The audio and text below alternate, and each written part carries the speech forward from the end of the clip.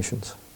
That's the most important thing, and a lot of people like to undermine the vaccine programs because, well, my cat never goes out or this never happens. But it only needs to go out once. It only needs to go out once. If it's unprotected, then that's it.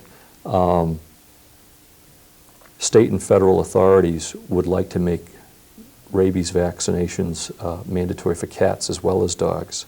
The problem with cats is, how are you going to enforce that? Somebody has a lot of land, a barn with some horses. Are they responsible for the cats that are, the barn cats that are present? Oh, yeah. In Pennsylvania, they are. They are? Yeah, Ooh. I mean, it's that serious, so that's the type of situation we have going on. Could it become that serious up here, do you think? Yeah, within a matter of time.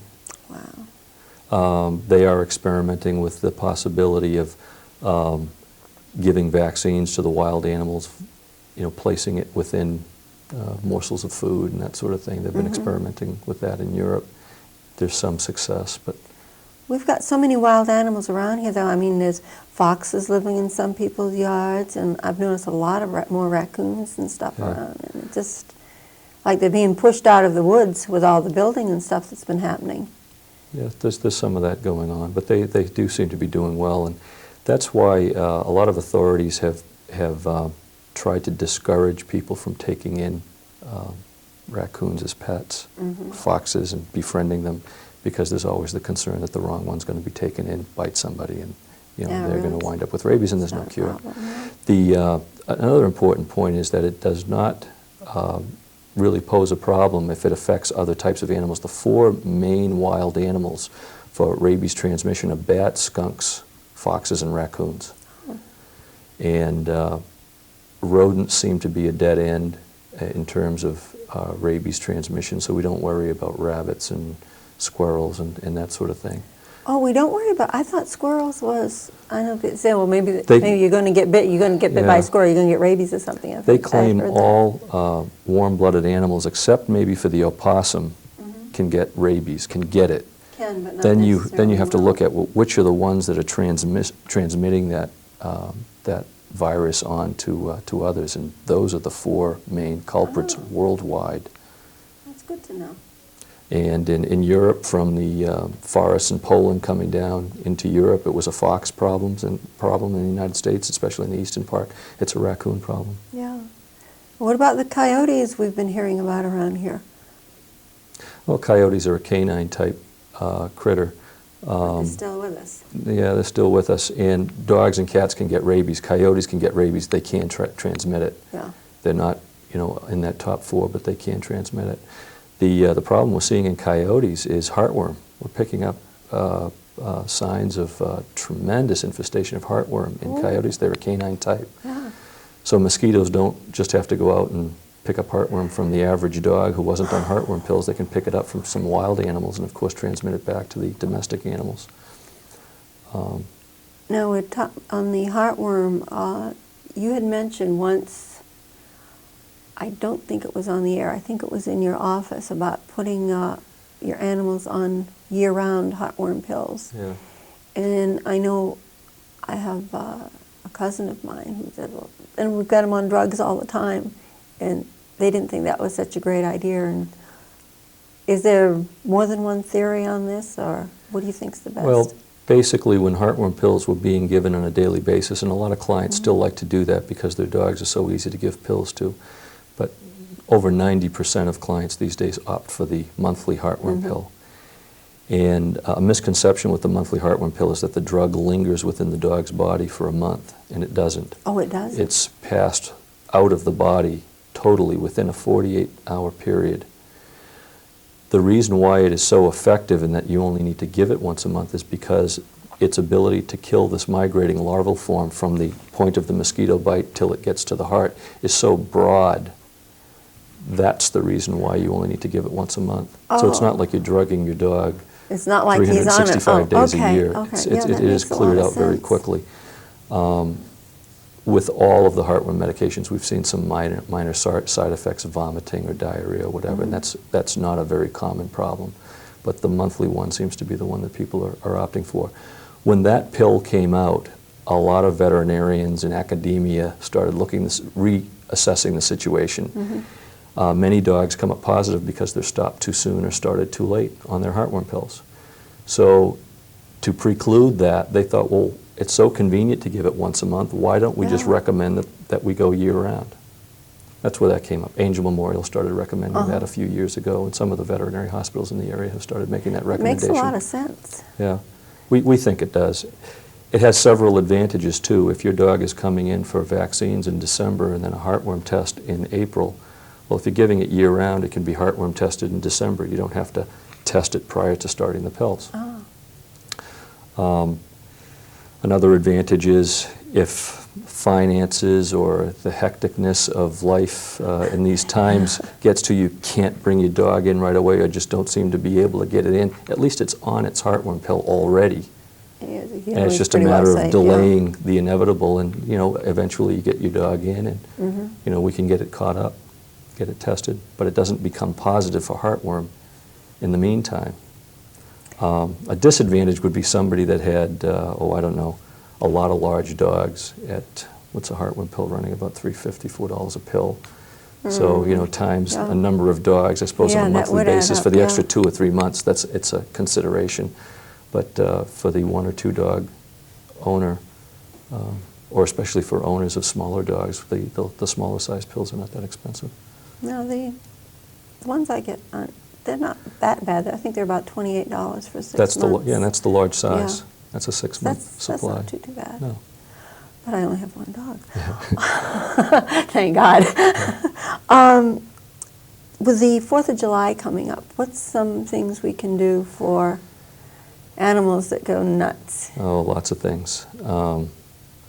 First of all, unless you really know that your dog is habituated to these sounds and does not become skittish with them, they really should be left at home. Sometimes you can't even get away with it by leaving them at home because neighbors have purchased fireworks or firecrackers and they're letting them off in the backyard and your dog is going nutty. I hear clients telling me stories all the time of large dogs actually lifting up their beds and quivering because they can hear these fireworks. They have no idea what it represents, what's going on. One story of a dog that actually leaped through a window because it was so frightened, or another one that dug through a door. It was alone, became frightened. It's not a pleasant experience for the dogs that are very frightened by them. And most dogs are at least a little bit frightened by them. The other thing is, let's say you do have a dog that is habituated and is not concerned about these noises. They like or are often attracted to the twinkling of these flares or the fuses of these things.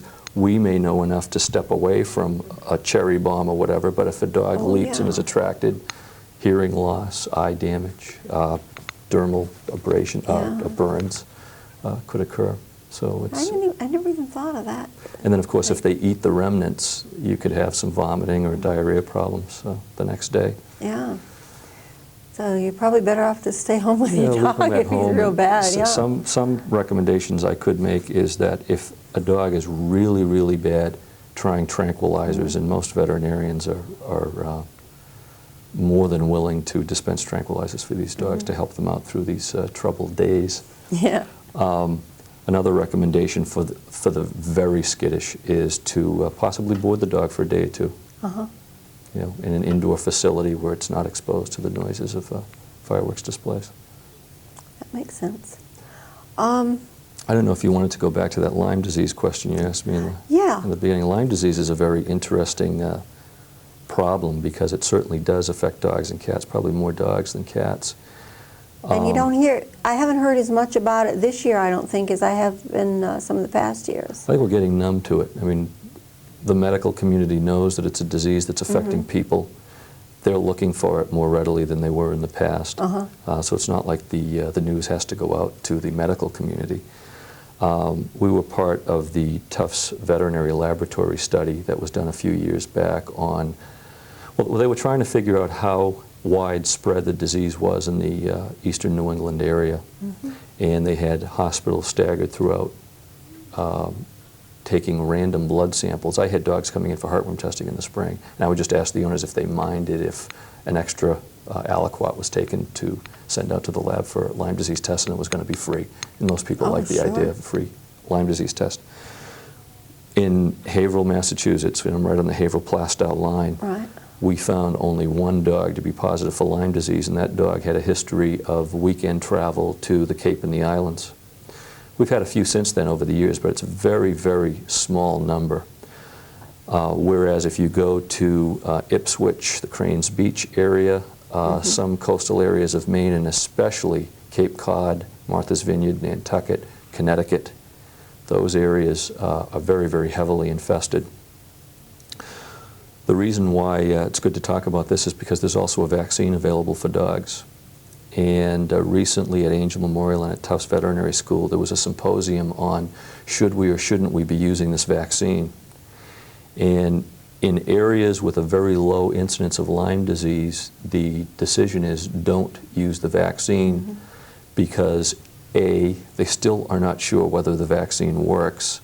And if you do use it, it makes the Lyme disease test positive. So then we wouldn't be able to test your dog and find out, is this really Lyme disease or is it something else? The test would come out positive and we'd be scratching our heads wondering. So at our hospital, we discourage the use of the vaccine. We encourage Lyme disease tests to see if the dog is positive or negative if there's a question. In Nantucket and the Cape areas like that. I'm glad to know it's not that prevalent up here. I thought it was. Most of the veterinarians are using the vaccine, and I don't blame them. You know, there's a high incidence, and they've got a different scenario to deal with. One last thing: what can we do on these real hot days when you have to go out and you have to take an animal with you? Okay, I want to question why we had to take the animal with us, but if we absolutely had to do it, if we're in a family, there are children that are old enough or mature enough to help us out, why not have the children take them for a walk outside the car in a shaded area or mind them underneath a tree or something like that. If we absolutely have to be alone, it's going to depend on how hot a day is. If it's a very hot day, even cracking the window a little bit is not going to be enough. Certainly there's no excuse for not trying to find a tree or someplace where there's shade. Right. The time it takes for a car to go from, I don't know, 80 degrees to 110 is...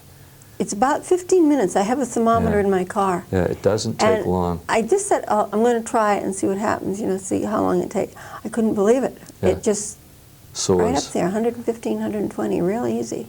Dogs pant to release heat. A large dog in a small car on a hot day releasing all kinds of heat and humidity into that car is going to create a deadly atmosphere in not too long. But there are options. I think crating is a great option. By a crate, I don't mean an airline crate that's closed with fiberglass almost all, or 3/4 the way around.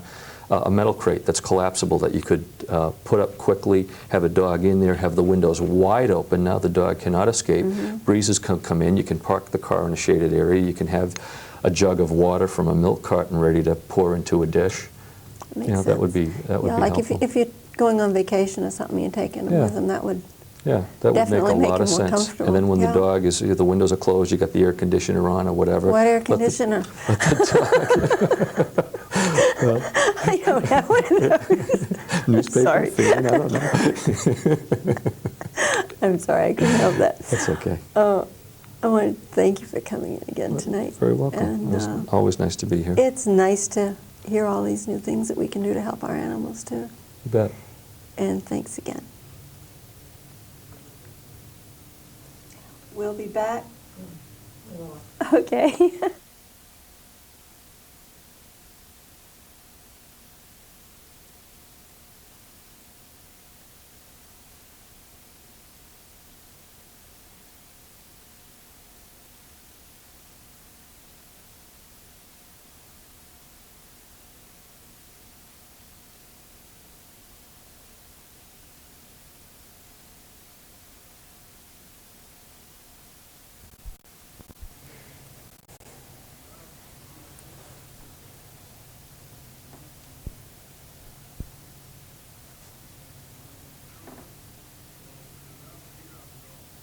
Hi, welcome back to the second part of tonight's show. I have with us tonight Natalie Davis, who is head of the Human Services in Plaistow.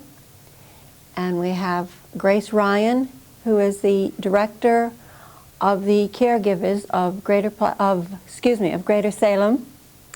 And we have George Burke, who is a volunteer in Plaistow, and I don't know what we'd do without him, and a lot of others like him.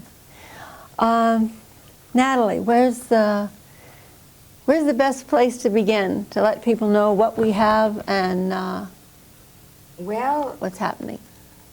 we have grown from having a volunteer driver program, which we had for a couple of years. That was very successful. It all started with that little old annual census taken by Terry and George Burke. And that annual census indicated that there are over 500 elderly people in the town of Plaistow. Well over 500 and what? 540. 544, In the maybe there's a good 90. quarter of those people that are in need of services, live alone and so forth, and lower income people. And there's, say, 7,400 people in Plaistow, and there's only 9 units of housing that is subsidized. And as I said, started to say, the census showed that there are 611 rental units in Plaistow. Now, are these just regular rentals? They're not Regular rentals, but only 9 of those are affordable or- subsidized, whereas the Wow. federal government would pay, 70%, and the tenant would pay 30. So as we work with the elderly, we are finding that affordable housing is a very, very major part of their needs, and they have a lot of needs, but they're trying to stretch their fixed income. All right, what is the difference between affordable and elderly housing, and are the two interchangeable? Well, I would say the rule of thumb is that a person should not spend more than 30% of their total income on shelter. That no more than 30%. And you find people living in Plaistow on fixed incomes that are well over the 30, probably sure. 40, 50, 60, 70%. Yeah. So using that as the rule of thumb, we're coming up short in town. And these people not only, and they worry about their expenses. And what our driver program, which is now the Caregivers program, we help them out by providing transports to doctor's appointments, shopping. We also have friendly visitors, friendly callers, and at the moment we have 12 volunteers on hand and 2 temporary people. 2 people that are temporarily out of work said anything we can do, we'll volunteer while we're home and available. Isn't that nice? Yeah, it is. It's great. It'll give them something to do, plus Yeah. helping someone else a lot. Yeah. That's really Something good. that can be seen. They Yeah. can make somebody's life a little happier. Oh, definitely, yeah. George, you were mentioned as being at the root of some of this. Only because I was a census taker along with my wife for so many years. Uh-huh. We have seen the need, and we have heard many of the requests. And what can we do? Up until 2 years ago, I was busy supporting myself and the family, and all of a sudden I'm now retired and I have time to help. So I have volunteered to do whatever I can. And as Natalie has mentioned, she calls me number 1, I call her boss, because A wonderful relationship. That's great. we need to let our town officials know what the needs are. And unless we report to someone affiliated with the town officials, there's no real reporting being done. And so this way, my reporting to Natalie, and Natalie to the selectmen, we started something 2 years ago, which is just blossoming. That's great. Yeah. And it's such a wonderful feeling to be able to help someone, because for many years we were helped. Mm-hmm. If it wasn't for the community supporting us, I would not have been able to support 9 children and have all of them turn out good. So now it's my turn to give back to society, to the community in which I've been for 22 years. That's Something nice. that I received. That's nice. And it's catching. It really is catching.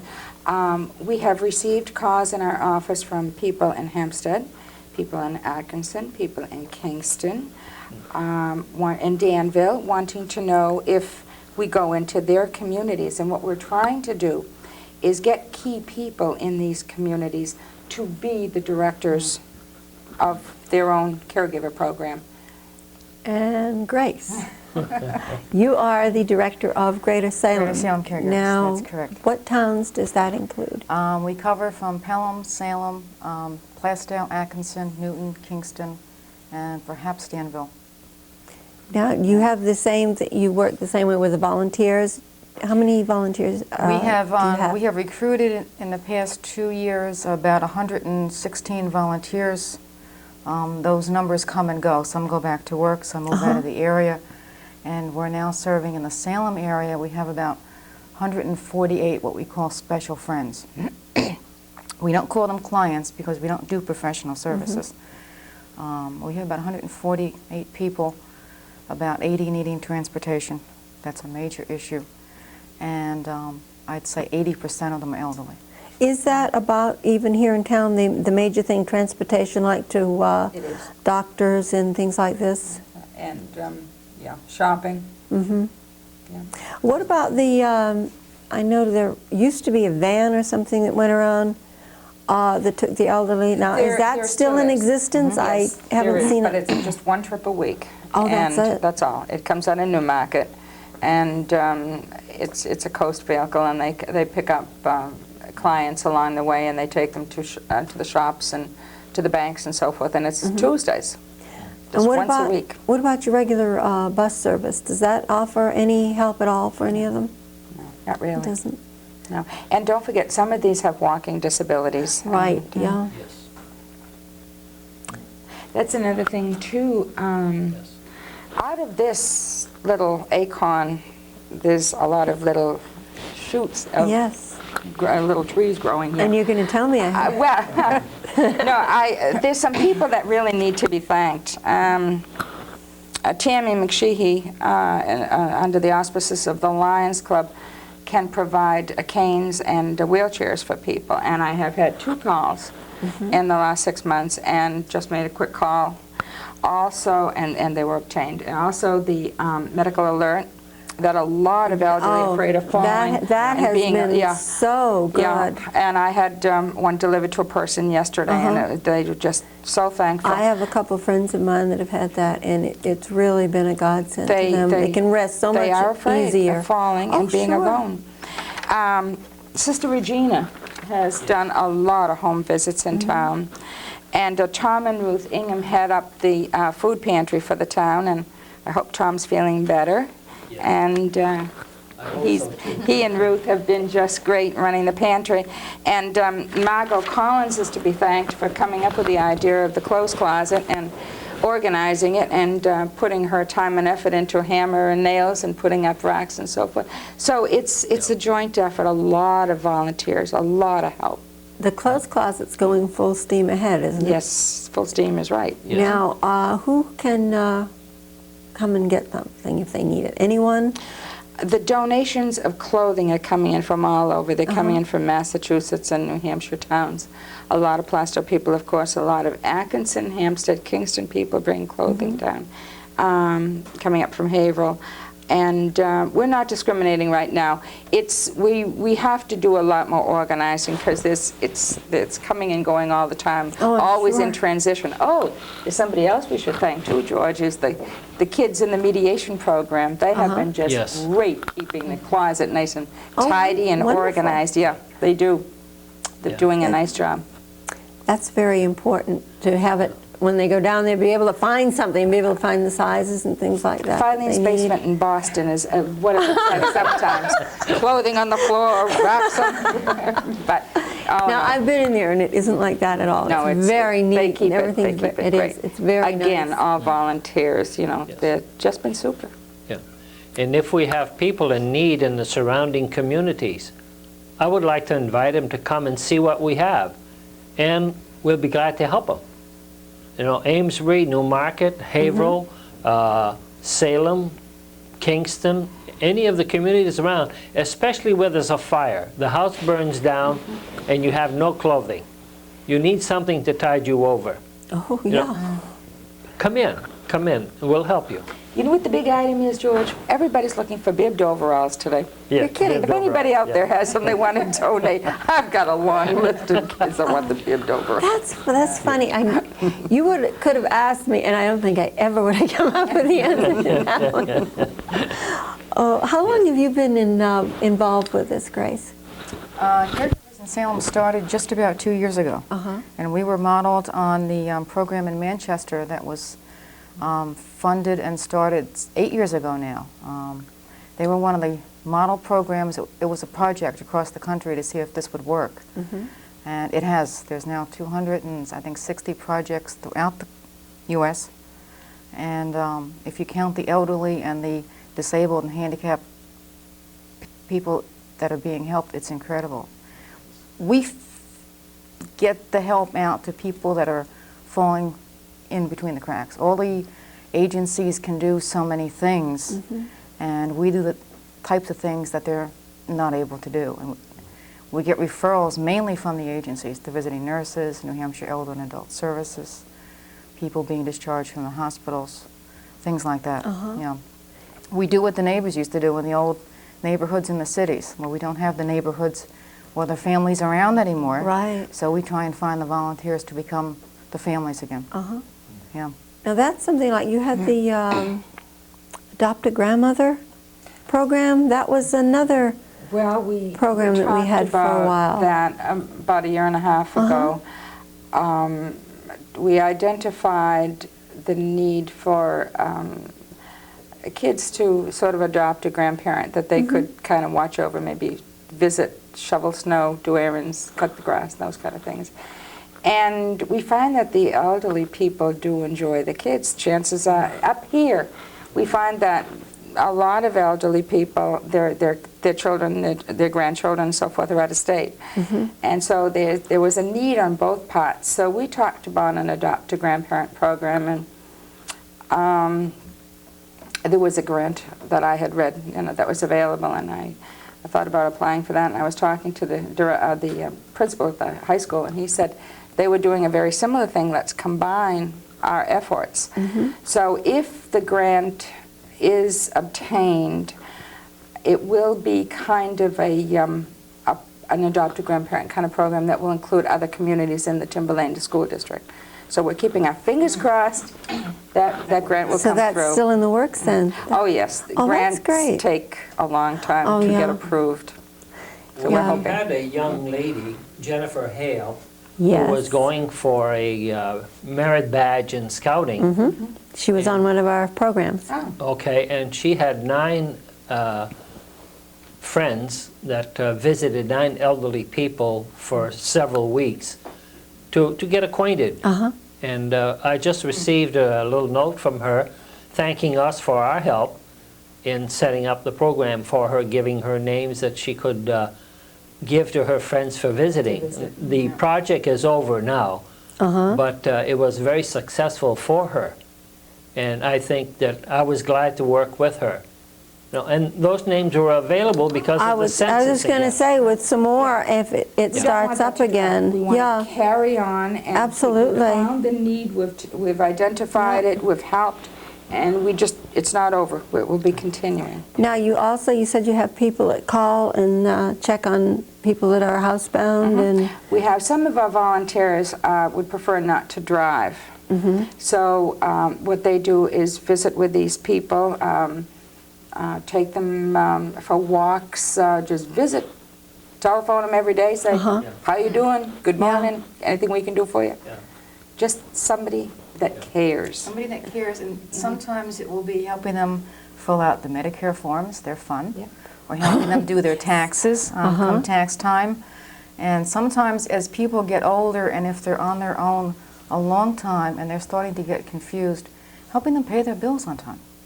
We had a call the other day for someone who had stuck all her electric bills back in a bin and forgot about them. Oh, So now we're going to try and get someone down there to help pay them more than once every 5 months. But that's the Yeah. type of stuff that a volunteer would do, yeah. That's right. We That's have nice. had volunteers do that, work, help families work on financial things. I imagine the paperwork and everything and writing checks could get very confusing. Yeah. I know it does sometimes now. The respite program, the respite means if there's a couple, one member is taking care of the other. You know, Mrs. So-and-so is in a wheelchair. Her husband takes care of her. Now, he's been doing this for years. He needs a break. So we have a volunteer go and take care of her, feed her, be company to her while he goes out. Of course, there's the other way around too. He may be in a wheelchair or may have had a shock and cannot go out. So his wife needs a break. She Oh, needs to sure. go shopping. She needs to go to a doctor. Now, who's going to be there? The Right, volunteer program. rather than to leave someone alone, yeah. Yes. Yeah. Yeah, there's a lot of different angles to this, isn't there? There is. There's so many. There is, yeah. Once you start talking about it, you can see all the different 500 things. Yeah. In town, Yeah. we're only reaching a small segment right And now. aren't we losing some of our elderly to other towns? Not really, because over the past 5 years, we've increased every year. This year was the lowest. 1 year we had 71 more elderly people in Oh, town. really? And then the next year was like 24, 26, 28. This 1990 was 10. So we slowed up a little bit. But we're still increasing in number. Uh-huh. That's the economy. But I yeah, was- some yeah. people are retiring to New Hampshire. Yeah, and I know, but I know there's a few people here in town that had left and gone to Exeter, Epping, and you just hate to see, after they've been in town for a long while, it just seems so sad to see them go off when things are not good and go into a new town and everything like that. It just seems so hard to see them leave. Some of them probably going into elderly housing, and let's face it, it's not available here. Yeah. So We've gotta do they're going something. to towns where they have. Where they In can Rockingham County, there's probably 15 towns, 16 towns that have subsidized housing for the elderly. And we don't have any place here. There's a long waiting list for the private, elderly housing over in Yeah. Walton Road. Right. And they don't want to wait. And so they're going elsewhere. Yeah. And it's too bad. What can we A lot of people have do? said, I'd love to retire in this town. In I've lived here all my Plaistow, yeah. life. Yes. There's nothing. There's so many empty apartments now. Is it feasible at all to turn some of them into either elderly or affordable housing? It would be up to the landlords to look into that. Right now, the subsidies come from the New Hampshire Housing Finance Authority, and they don't have any money right now. They're waiting for the fiscal year, government fiscal year to begin, so everything is at a standstill. But if a landlord wanted to seek other funds for subsidized housing for the elderly, they could do that, and I wish they would. I'd like to see them be able to stay in their own towns. Yeah, it'd be nice. Even like, not necessarily all together, but even little separate complexes of Right. 4 or 6 apartments or Yeah. something. Yeah. But even some of the older homes, if they were made available, friendly to the elderly, which means an easy access to coming in on the first floor.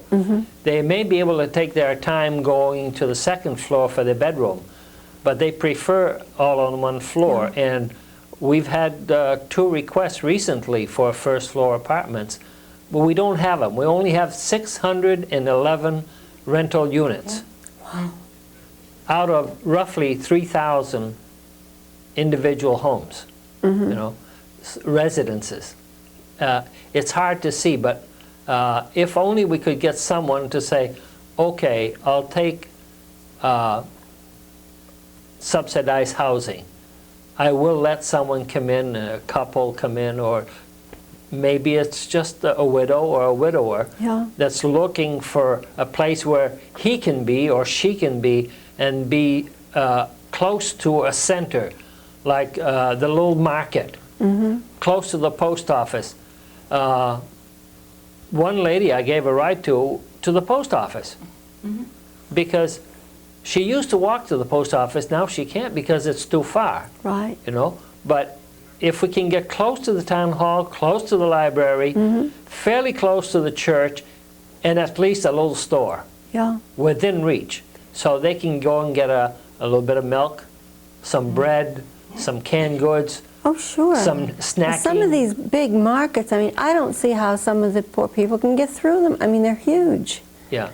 And they can't find themselves. It's got to be really difficult. I mean, Yes. going up one aisle and down the other looking for stuff, it just really is. And these apartments, if they could be converted for the elderly in a little downtown area where they could get these services easily, it provides them a little bit of independence. Right. They Yes. fiercely hang on to their Oh, yes. independence. Yeah.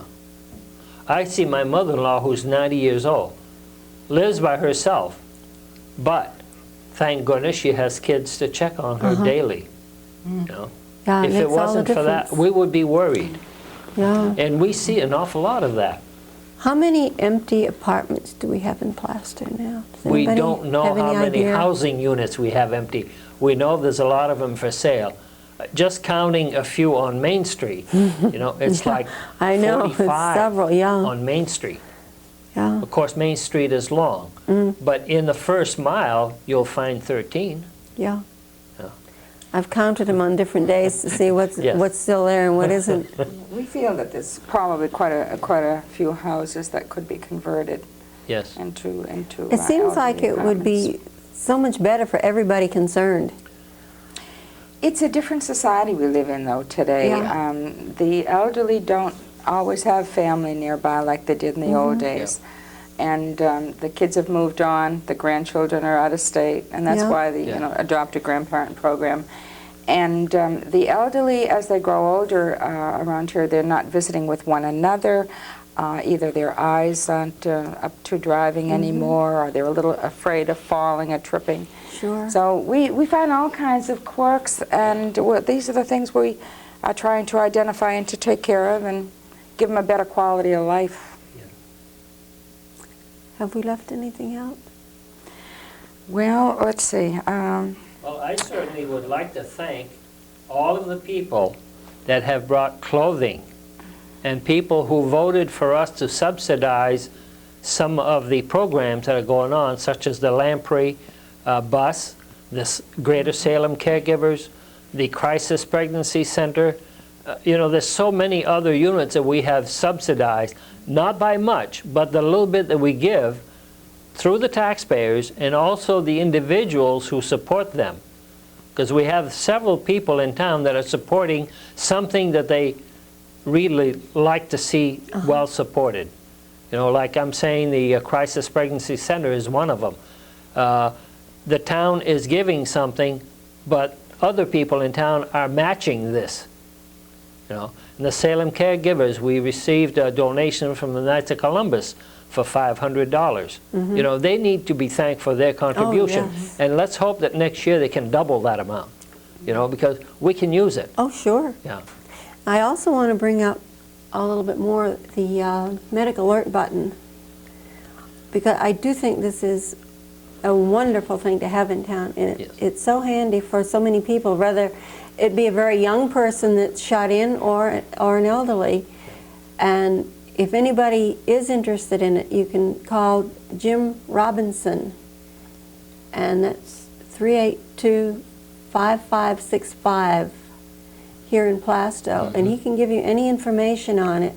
He is the newly elected King Lion, and there is a nominal fee of $10 a month, but if the person is hard-pressed financially, like so many people are right now, there is an endowment, and if the need is there, they will get it for you. And if anybody's listening that really needs it, give him a call, because they'll help you. Yes. I was looking, there was a couple of requests that came to me. And I called AT&T and I called Medic Alert, but I didn't get any satisfaction. And they didn't give me a reference name for the local people Oh, yeah, either, so, it was Brian Howard, and then it just switched over just the past month, I believe, to Jim Robinson. I was talking to him last night, yes. and he Good. said I could give his number on the air. Okay, and we'll put his name and number in our files too. Okay, great, because Right. they really have done a lot. Yes, Some of the elderly also have volunteered in the clothes closet. yes. Some of them That's have. great. Yeah, they've come down on nice days and they'll say to me, "Do you have any work? Can I fold any clothes or something like that?" And they go in through the cellar, so they don't have to go down the stairs. And they. Yes. Um, That's another Suppose thing. we've got about 25 or 30 people out here that would like to volunteer. Great. Wonderful. Who do they call? Who do they get in touch with? 382-5200. Call up. Town Hall and ask for Natalie? We'll send them an application, or they can come up and pick one up. Okay, That's great. At least we'll give them the information that they Uh-huh. need to be helpful to us. That's And right. to other people in the community. Grace will tell how the drivers are covered with an additional insurance through on their vehicles through the Caregivers program, and she can elaborate on that if anybody's Yes. concerned about driving someone, you know. I'm sure the question would come up. That's right. We don't pay the volunteers anything. They are strictly volunteers. We do have volunteer insurance, however, and that's a supplemental accident and liability policy on their automobile insurance, above and beyond what they carry, up to $1 million. We also cover them for liability, accidents, or any problems while they're in someone's house. If you trip up the stairs, if you're helping someone come down the stairs and they fall, that's all covered. That's the least we can do for the volunteers. There's Oh, never that's been a wonderful. suit brought against any nonprofit agency in the state of New Hampshire, but we're not taking any chances. Our volunteers and what they do for us is too important to risk there being any problem. Yeah. Okay.